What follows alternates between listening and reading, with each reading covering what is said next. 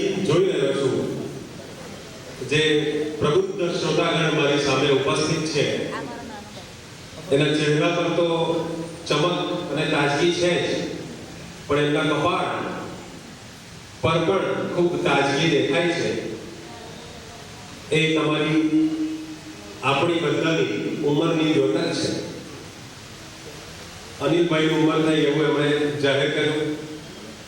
બળજબરીથી આપણે અંકિત ત્રિવેદીને પણ મૂર્ધન્ય અને આદરણીય અને પૂજ્ય બનાવી દીધા. મુકુલભાઈએ પણ એમને શોભિત ત્રિવેદીનું સંબોધન કરીને જોખમ ભરી લીધું વૃદ્ધ થવાનું અને પછી કાર્યક્રમ પછી મારામારીનું. તો મારી પણ મિત્રો ઉંમર થઈ છે. છેલ્લા 5 વર્ષથી હું 40 વર્ષનો છું અને જે નવો જમાનો આવ્યો છે, જમાનો જે ઝડપથી બદલાઈ રહ્યો છે,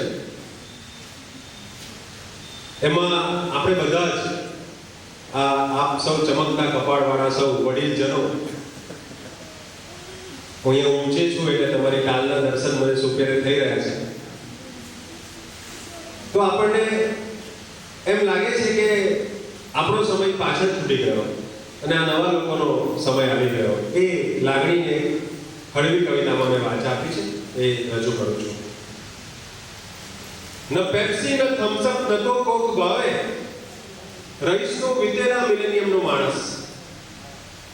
ન પેપ્સી ન થમ્સઅપ ન તો કોક ભાવે, રહીશનો વિતેલા મિલેનિયમનો માણસ. ને મળે જો ઉકાળો તરત ગટગટાવે, રહીશનો વિતેલા મિલેનિયમનો માણસ. કે મળે જો ઉકાળો તરત ગટગટાવે, રહીશનો વિતેલા મિલેનિયમનો માણસ. ને ન કુરિયર ન એસટીડી ન ફેક્સ કરતો. જયંતભાઈ તો ફેક્સથી કવિતાઓ મોકલે છે, પણ આપણે જૂના જમાનાના માણસ છીએ. જયંતભાઈ કરતા મને લાગે હું 10 વર્ષ મોટો હોઈશ. તો આપણને બધું ફાવે નહીં. ન કુરિયર ન એસટીડી ન ફેક્સ કરતો, એ પેજર મોબાઈલ થકી ખૂબ ડરતો. ન કુરિયર ન એસટીડી ન ફેક્સ કરતો, એ પેજર મોબાઈલ થકી ખૂબ ડરતો. પગે ચિઠ્ઠી બાંધી કબૂતર ઉડાવે, રહીશનો વિતેલા મિલેનિયમનો માણસ. પગે ચિઠ્ઠી બાંધી કબૂતર ઉડાવે, રહીશનો વિતેલા મિલેનિયમનો માણસ. ને નવા જમાનાનો ખોરાક કે પીઝાથી ઈજા થાય છે તાળવામાં. પીઝા ખાવા જઈએ તો વાગે, દાજી પણ જવાય. કે પીઝાથી ઈજા થાય છે તાળવામાં, ને બર્ગરથી ગડબડ થતી પેટમાં. કે પીઝાથી ઈજા થાય છે તાળવામાં, ને બર્ગરથી ગડબડ થતી પેટમાં. મળીએ દાળ ઢોકળી સબડકા લગાવે, રહીશનો વિતેલા મિલેનિયમનો માણસ. આજે દાળ ઢોકળી છે મેનુમાં. કે મળીએ દાળ ઢોકળી સબડકા લગાવે, રહીશનો વિતેલા મિલેનિયમનો માણસ. એ નવા જમાનાના છોકરાઓ કેવું રમે બધું, અને આપણને શું ભાવે કે ન ટેનિસ ન બિલિયર્ડ ન રગ્બી ન પોલો. ન ટેનિસ ન બિલિયર્ડ ન રગ્બી ન પોલો, ન રેસિંગ ન રેસલિંગ ન બોલિંગ ન ગોલ્ફિંગ. હજુ એક લખોટી એક ખિસ્સામાં રાખે, રહીશનો વિતેલા મિલેનિયમનો માણસ. કે હજુ એક લખોટી એક ખિસ્સામાં રાખે, રહીશનો વિતેલા મિલેનિયમનો માણસ. ન હોન્ડા ન સેન્ટ્રો ન ઓપેલ એસ્ટ્રા, ન એસ્ટીમ ન ઝેન ફ્રન્ટી કે ઉનો. ન હોન્ડા ન સેન્ટ્રો ન ઓપેલ એસ્ટ્રા, ન એસ્ટીમ ન ઝેન ફ્રન્ટી કે ઉનો. બળદગાડું એને હજીએ લુભાવે, રહીશનો વિતેલા મિલેનિયમનો માણસ. ન રાની ન કાજોલ ન ટ્વિંકલ ન ટપ્પુ. ન રાની ન કાજોલ ન ટ્વિંકલ ન ટપ્પુ, બિપાશા નહીં ને મલિકા કદી નહીં. ન રાની ન કાજોલ ન ટ્વિંકલ ન ટપ્પુ, બિપાશા નહીં ને મલિકા કદી નહીં. હજુ એને નરગીસ સપનામાં આવે, રહીશનો વિતેલા મિલેનિયમનો માણસ. કે હજુ એને નરગીસ સપનામાં આવે, રહીશનો વિતેલા મિલેનિયમનો માણસ. અને અંકિત હજુ કુંવારો છે. આ જાહેરાત નથી.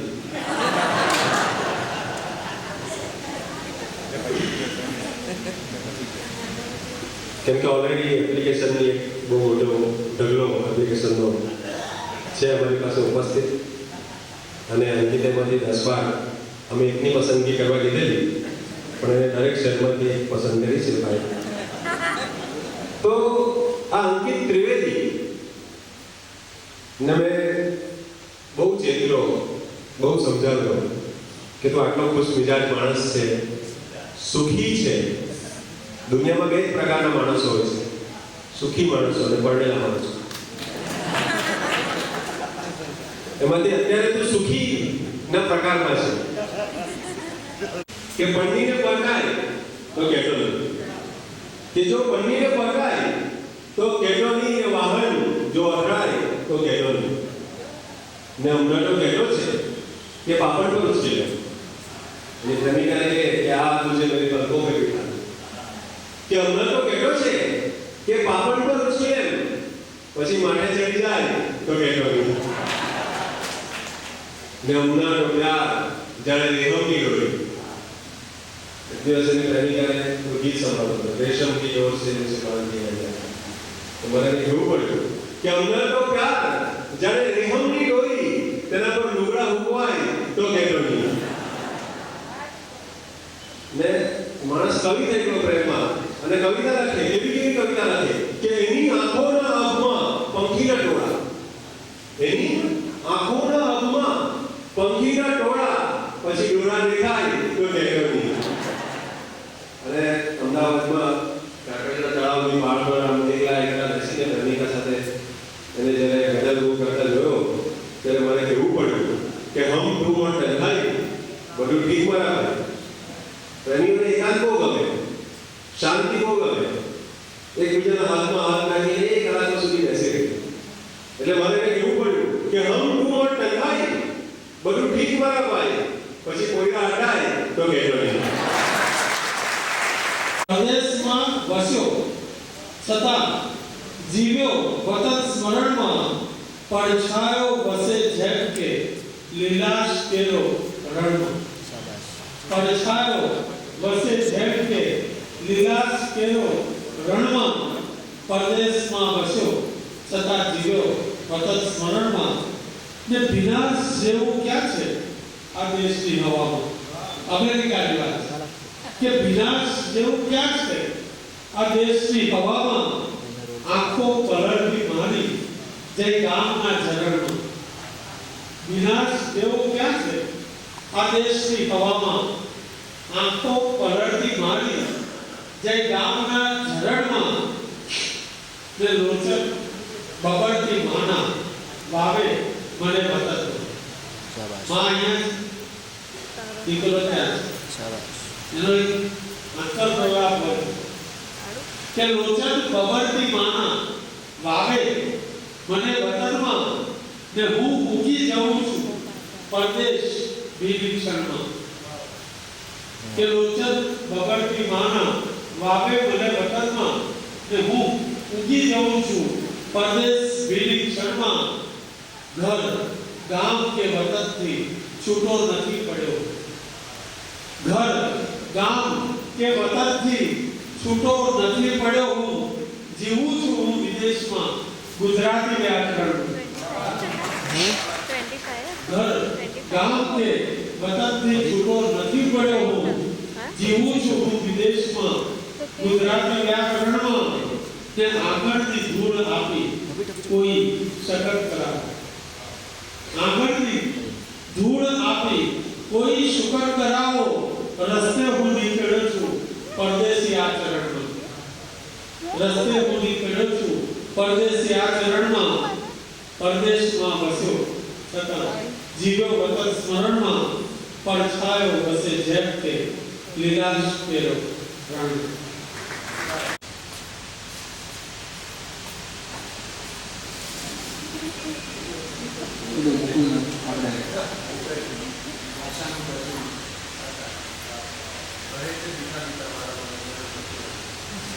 મને પણ મુકુલભાઈનો રોગ લાગ્યો છે એટલે હું અત્યારે મુકુલ મણિયાર થઈ ગયા કહેવાય.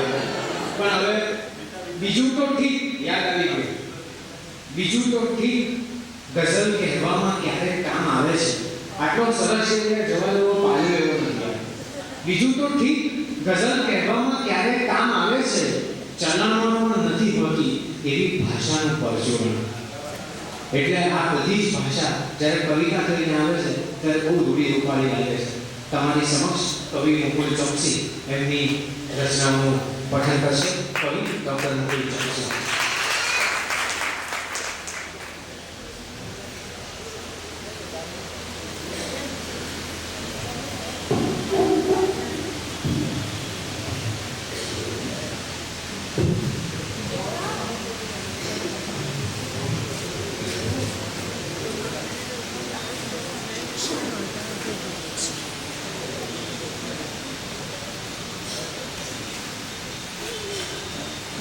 સંગીતમય પ્રસ્તુતિ થઈ જયંતભાઈની રચનાઓની કાવ્યનો પાઠ થયો. તો સંગીતે કવિતાને કાનમાં કહ્યું કે તું તો કેવળ બોલે છે, હું તો ગાઉં છું. સંગીતે કવિતાને કાનમાં કહ્યું કે તું તો કેવળ બોલે છે, હું તો ગાઉં છું. કવિતાએ મિચકારી આંખ ને જણાવ્યું, હું તો નહીં બોલું તો પણ સંભળાવું છું. સંગીતે કવિતાને કાનમાં કહ્યું કે તું તો કેવળ બોલે છે, હું તો ગાઉં છું. કવિતાએ મિચકારી આંખ ને જણાવ્યું, હું તો નહીં બોલું તો પણ સંભળાવું છું. કવિતા કહે કે મારા અર્થો અનેક,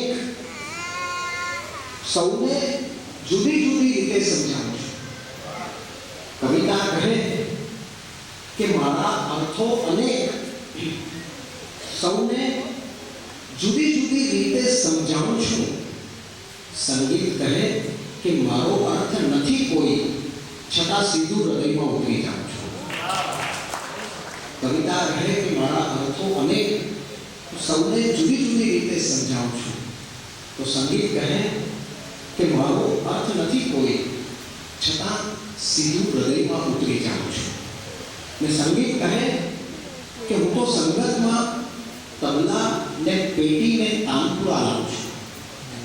સંગીત કહે કે હું તો સંગતમાં તબલા ને પેટીને તાનપુરા લાવું છું. કવિતા કહે કે હું તો નટખટ પ્રેમિકા વગર સંગાથે ગેલી જાઉં છું. સંગીત કહે કે હું તો સંગતમાં તબલા ને પેટીને તાનપુરા લાવું છું.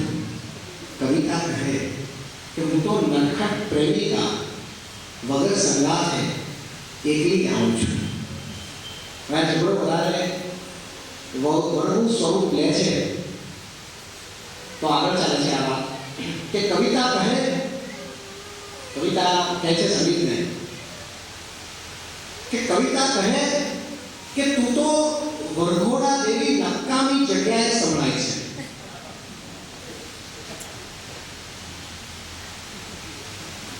બધા ગીતો યાદ કરી લેજો. કઈ કે પાન બનારસથી હોય મંગળા સુધીના.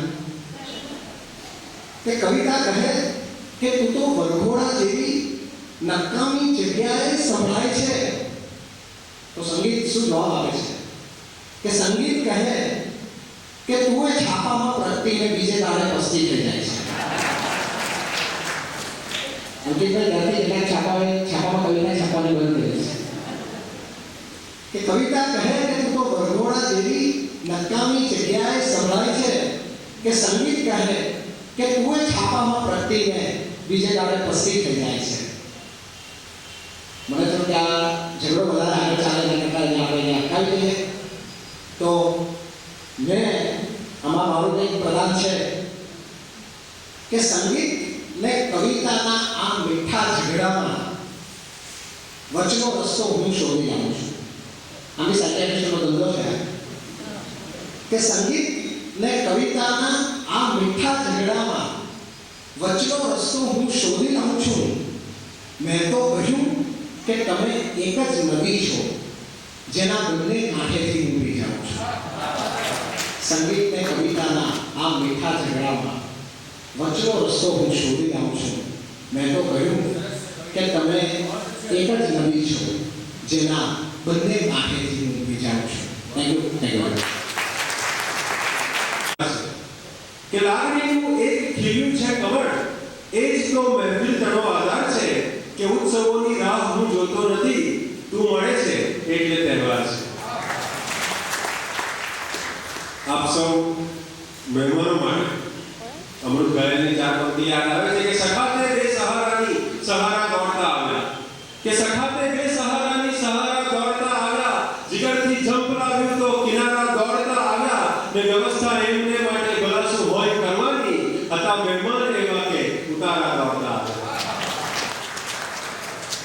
તો મિત્રો, આ કવિતાની યાત્રામાં હું વચ્ચે આવ્યો એનું કારણ એ છે કે મારે એક કવિને પ્રસ્તુત કરવાના છે તમારી સમક્ષ.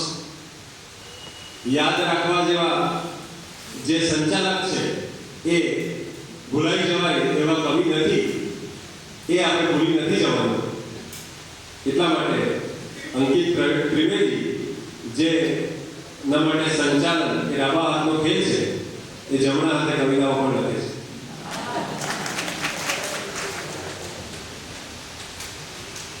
બીજા કોઈ પહેલા મને અમૃતભાઈએ કહેલું કે કલેક્ટર સાહેબ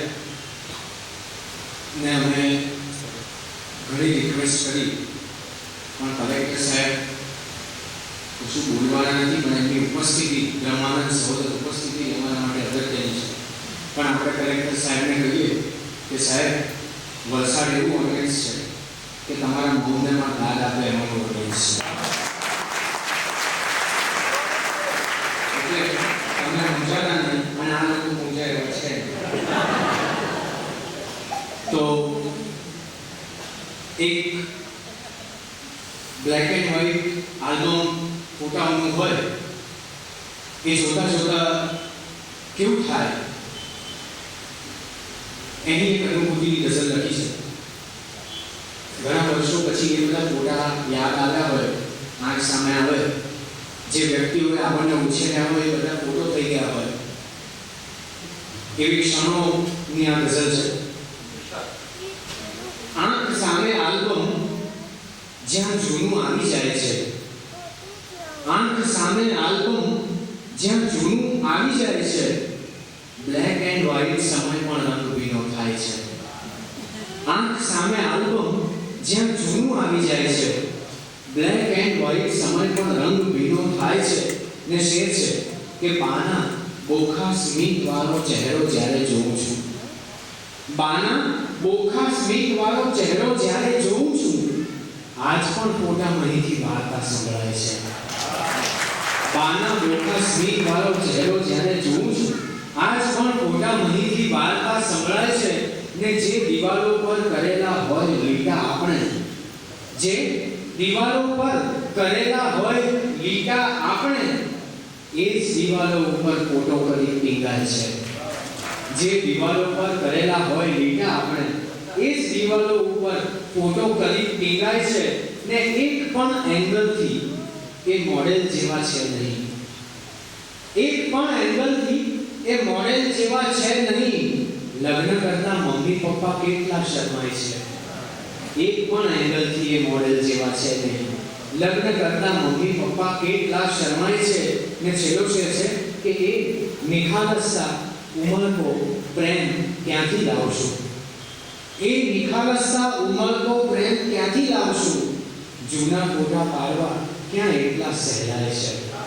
એ નિખાલસતા ઉમળકો પ્રેમ ક્યાંથી લાવશું, જૂના ફોટા પાડવા ક્યાં એટલા સહેલાય છે. આંખ સામે આલ્બમ જ્યાં જૂનું આવી જાય છે, બ્લેક એન્ડ વ્હાઇટ સમય પણ રંગભીનો થાય છે. એક ગીત વાંચું છું. દરિયા કિનારે વોક લેવા જઈએ ત્યારે આપણા પગલા રેતી ઉપર પડે, અને એ પગલા રાહ જોતા હોય કે ક્યારે આ દરિયાનું મોજું આવે અને હું એમાં તણાઈ જાઉં. કારણ દરિયાના કિનારે પડેલા પેલા પગલાને પણ આ માણસના પગલાનો ભાર નથી સહન થતો હતો. એની એક વાત વાળું ગીત છે કે મોજું આવે ને બસ એટલી જ વાર, મોજું આવે ને બસ એટલી જ વાર, પછી વહેતી થઈશ આપોઆપ હું તો ભૂસાથી પગલાની છાપ. મોજું આવે ને બસ એટલી જ વાર, પછી વહેતી થઈશ આપોઆપ હું તો ભૂસાથી પગલાની છાપ. ને ચીપલાની સાથે હું તો ભૂલી પડું છું, અને ગોઠડી માંડું તો કોની સાથે? ચીપલાની સાથે હું તો ભૂલી પડું છું, અને ગોઠડી માંડું તો કોની સાથે? મોજાને કિનારે આવવાની વાર, અને માણસનું ઋણ મારા માથે. વાયરાને કહી દો કે બોલાવે નહીં, વાયરાને કહી દો કે બોલાવે નહીં. હવે એમ ડમરીથી માં હું તો ભૂસાથી પગલાની છાપ. ને સાંજ પડે દરિયો પણ થાકી તો જાય, રોજ પાણીના ઉકેલી વાર. સાંજ પડે દરિયો પણ થાકી તો જાય, રોજ પાણીના ઉકેલી વાર. વાદળ પણ વરસ્યું ના વરસ્યાની જેમ, હવે કેમ કરી ઉકેલું સર? રેતીના મણકાની મારા બદામી ને પહેરું છું દરિયાના જા. હું તો ભૂસાથી પગલાની છાપ. મોજું આવે ને બસ એટલી જ વાર, પછી વહેતી થઈ શકે.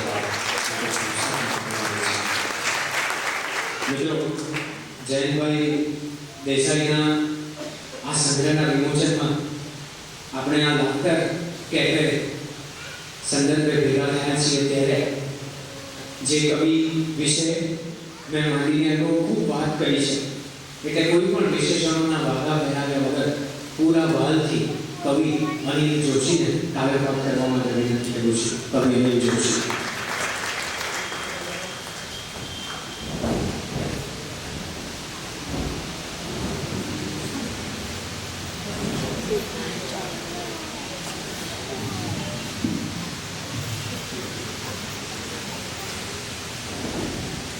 કવિતાનું પ્રયોજન આનંદ છે.